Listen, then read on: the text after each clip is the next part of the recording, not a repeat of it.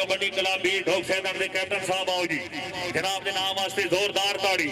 زندہ باد بھائی اسامہ صاحب زندگی دراز ہوئے مہربانی سردار آصف علی خان رئیس اعظم آف پڑی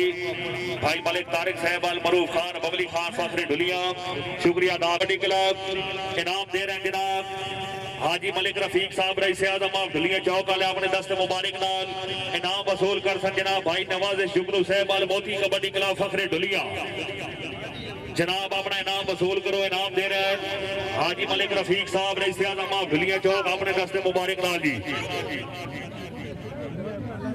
راجہ صاحب ہو رہے ہو